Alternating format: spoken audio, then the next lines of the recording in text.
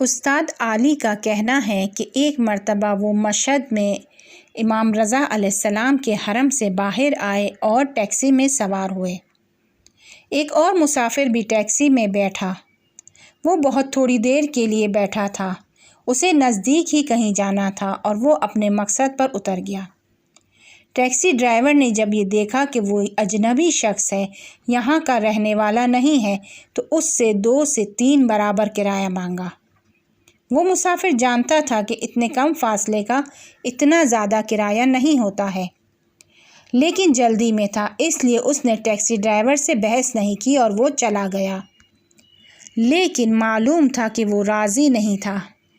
اس کے جانے کے بعد ٹیکسی ڈرائیور نے مجھ سے بولنا شروع کیا اور مجھ سے درد دل کرنے لگا اور کہنے لگا کہ کچھ ٹائم سے میں 2 شفٹ میں کام کر رہا ہوں، لیکن میری زندگی میں برکت نہیں ہے۔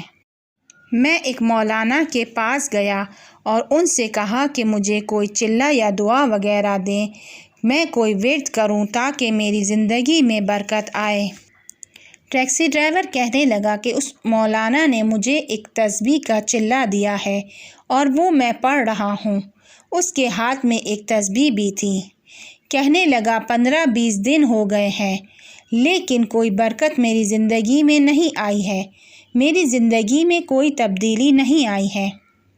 استاد علی کا کہنا ہے کہ میں نے اس سے کہا کہ خدا تمہارے ماں باپ کی مغفرت کرے، تم یہ لوگوں کے ساتھ ظلم کرنا بند کر دو، پھر دیکھنا آسمان اور زمین سے کیسے تم پر بارش ہوتی ہے۔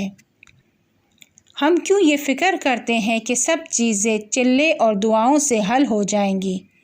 ہاں، ان چیزوں کی اپنی جگہ پر ایک خاص اہمیت ہے، لیکن جب دوسروں کے حقوق کا خیال نہیں رکھیں گے، گھر میں بد اخلاقی کریں گے، تو ایک معمولی سی بات ہے کہ ان چلوں سے ہماری مشکلات حل نہیں ہوں گی۔